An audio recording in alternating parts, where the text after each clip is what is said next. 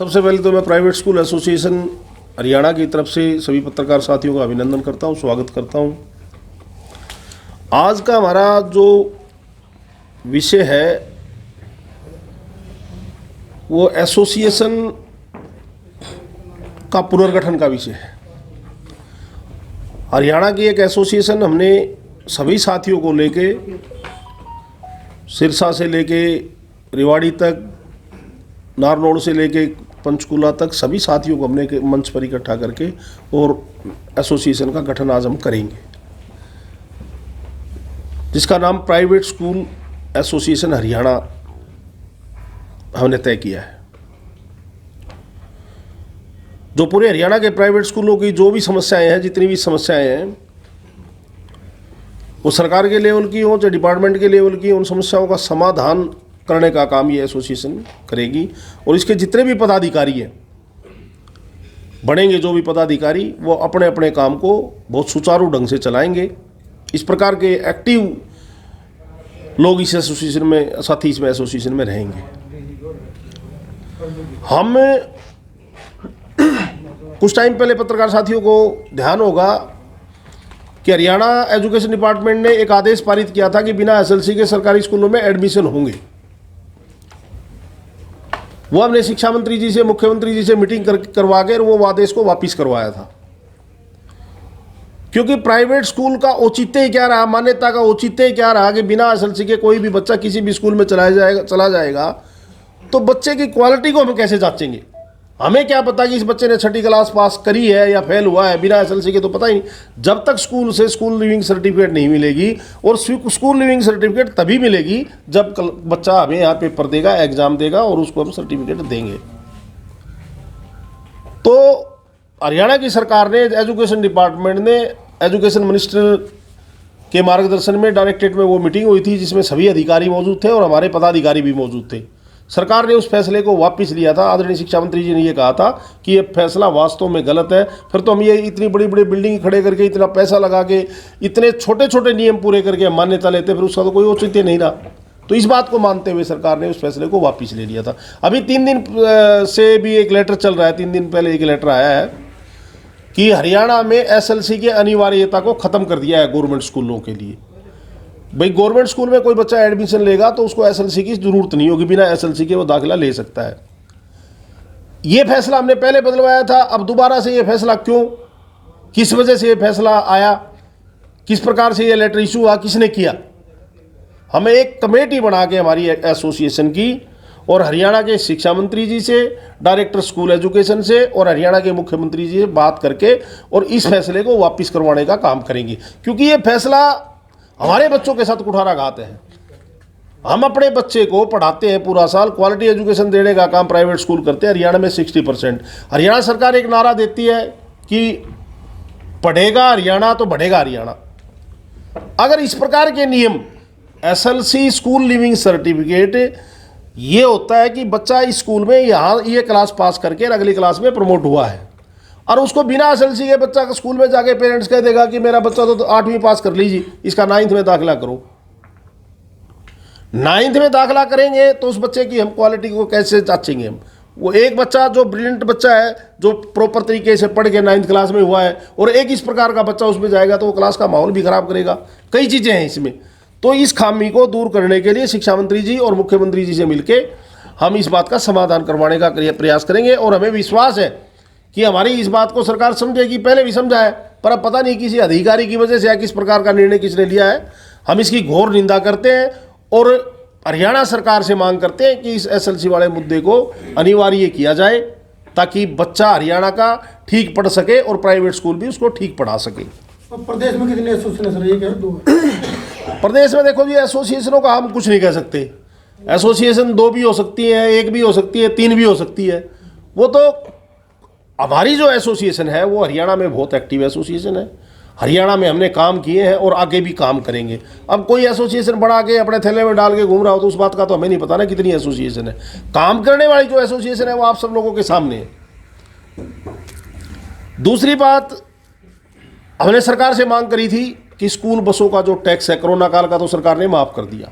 हमारी demand transport मंत्री जी 26 जनवरी को भिवानी में आए थे, हम उनसे मिले थे, उन्होंने घोषणा कर दी थी कि कोरोना काल का पैसेंजर टैक्स नहीं लिया जाएगा। मैं एक बात कहता हूँ, 2007 में हमने बहुत बड़ा आंदोलन किया था चंडीगढ़ में, भूपेंद्र सिंह हुड्डा चीफ मिनिस्टर थे, बसों के ऊपर जो 60 रुपये पर सीट पैसेंजर टैक्स लगाया गया था, हमने उसका विरोध किया था। आप सबको ध्यान होगा, 10 दिन हम बुडेल जेल में भी चंडीगढ़ में रहे हैं। तो सरकार ने वो पैसेंजर टैक्स माफ़ कर दिया था। अब हमारी इस सरकार ने, भाजपा की सरकार ने दोबारा से उस पैसेंजर टैक्स को लागू किया है। बच्चा स्टूडेंट है, विद्यार्थी है, विद्यार्थी को आप पैसेंजर कैसे बना दोगे? ये तो आप भी अभिभावक हैं, हम भी अभिभावक हैं, हमारा बच्चा है वो स्टूडेंट है, विद्यार्थी बन के शिक्षा ग्रहण करने के लिए स्कूल में जाता है, ना कि वो पैसेंजर बन के और बसों में यात्रा करके आता है वो। तो ये पैसेंजर उसको कहना ये बिल्कुल गलत है। सरकार से हमारी मांग है कि बच्चे को स्टूडेंट मानकर, देखो हम पेरेंट्स की सुविधा के लिए बसें चला रखी है, बसें सभी स्कूलों के लिए घाटे का सौदा है। एक स्कूल ऐसा हरियाणा में नहीं है जो ये कह दे कि बसों से हमें फायदा हुआ है, पर हमारी मजबूरी ये है, पेरेंट्स की मजबूरी है। हमारी तो मजबूरी कम है, पेरेंट्स की ज़्यादा है, क्योंकि आजकल हस्बैंड वाइफ दोनों कामकाजी हैं। सुबह अपने काम पे निकल जाते हैं, बच्चे को छोड़ दे कौन जाएगा? छोटा बच्चा अकेले कैसे जाएगा? ऑटो पे विश्वास नहीं है। हम तो सुरक्षा के लिए बच्चे की के लिए उसके घर से उस बच्चे को उठा के और उसका जहाँ वो विद्या ग्रहण करता है, शिक्षा ग्रहण करता है, वहाँ तक उसको लेके आते हैं। ये हमारी तो काम बढ़ता है हमारा तो। चार्जेस भी ले रहे हो सर? हाँ जी, चार्जेस भी तो ले रहे हो। देखो चार्जेज, वो हम क्या चार्जेज ले रहे हैं? तेल डलता है गाड़ी में, ड्राइवर रखते हैं, चार्जेज तो नॉर्मल सा चार्जेज हम ले रहे हैं, और उस बेस पे हम बच्चे को सुविधा दे रहे हैं, हम पेरेंट्स को सुविधा दे रहे हैं। अगर पेरेंट्स उसको बच्चे को छोड़ने जाएगा, लेने जाएगा, अपने काम से आएगा, फिर छोड़ के जाएगा, हम तो बहुत थोड़ी सी फीस ले रहे हैं। तो फीस उस बच्चे को घर से लाने के लिए, ले जाने के लिए ले रहे हैं हम, पैसेंजर नहीं कह सकते हम। हमारी बस 8 किलोमीटर चलती है, 10 किलोमीटर चलती है, वो पैसेंजर नहीं हो सकता। बच्चा स्टूडेंट है, वो चाहे सरकार का है। अब कई बार गवर्नमेंट स्कूलों के कोई टूर जाते हैं, कहीं भी ये बच्चों को लेके जाते हैं, हमारी बसें मंगवाते हैं, उस टाइम पे वो पैसेंजर जा रहा है क्या उसमें? हम उनको एज ए पैसेंजर बस देते हैं क्या? हम सरकार के उन बच्चों को उपलब्ध इसलिए करवाते हैं कि बच्चा चाहे गवर्नमेंट स्कूल का हो, चाहे प्राइवेट स्कूल का हो, बच्चा हरियाणा का है, बच्चा हमारा है, तो उसके ऊपर पैसेंजर टैक्स, बच्चे को पैसेंजर टैक्स कहना बिल्कुल, पैसेंजर कहना, यात्री कहना बहुत गलत है। क्योंकि एक वो स्टूडेंट है, विद्यार्थी है, वो शिक्षा ग्रहण करने के लिए स्कूल जाता है, इसलिए उस वाहन का उपयोग करता है। तो हम सरकार से आग्रह करते हैं कि इस पैसेंजर टैक्स को, पिछली सरकार की बातें, और एक बात मैं पत्रकार साथियों के माध्यम से और कहना चाहूँगा, हमारे सरकार के जो भी मंत्री हैं, जो अधिकारी हैं, कि 2007 में जब हमारा आंदोलन था इस पैसेंजर टैक्स को लेके चंडीगढ़ में, तो जब हम जेल में थे और हमारे साथी स्कूलों वाले बाहर डिस्ट्रिक्ट लेवल पे जो एजिटेशन चला रखे थे, उन धरनों पे जो आज सरकार है भारतीय जनता पार्टी या जेजेपी की, उनके लोग, आपने रामविलास जी प्रधान होते थे बीजेपी के, रामविलास शर्मा हरियाणा बीजेपी के अध्यक्ष होते थे, फिर से हमें हमारे स्कूल वालों से मिलने के लिए जेल में गए थे कि ये पैसेंजर टैक्स गलत है। उन्होंने ये कहा था, आपसे पिछली रिकॉर्डिंग निकलवा के देख लो, पिछली आप अपने न्यूज़पेपर में देख लो। और ओम प्रकाश धनखड़ जी जेल में गए थे हमारे से मिलने के लिए, और उन्होंने ये कहा था पैसेंजर टैक्स गलत है, बच्चों के ऊपर पैसेंजर टैक्स नहीं लगना चाहिए। उस टाइम गलत था, क्या आज भाजपा की सरकार आते ही वो पैसेंजर टैक्स ठीक हो गया क्या? ये हम जानना चाहते हैं इनसे। तो इसको ख़त्म करके और बच्चों की ये जो बसें हैं, इनको ठीक प्रकार से हम इन बच्चों को ला पाएँ, ले जा पाएँ, इनकी व्यवस्था ठीक प्रकार से हो, तो इस पैसेंजर टैक्स को ख़त्म किया जाए। तीसरी हमारी 134 से की जब मीटिंग हुई थी पिछली सरकार में, इस सरकार में भी मीटिंग हुई थी, रामविलास जी शर्मा जी एजुकेशन मिनिस्टर थे, उनके साथ हमारी मीटिंग हुई थी।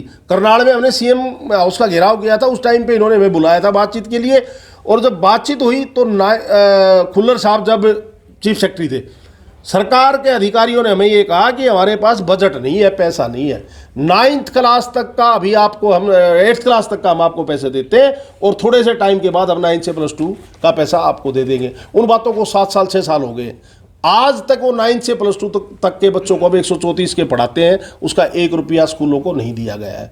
तो उस पैसे की भी डिमांड करते हैं, जैसे पहली से 8वीं क्लास तक का पैसा देते हैं ये, उसी प्रकार 9 से +2 के भी फीस हमें पढ़ाने की दी जाए।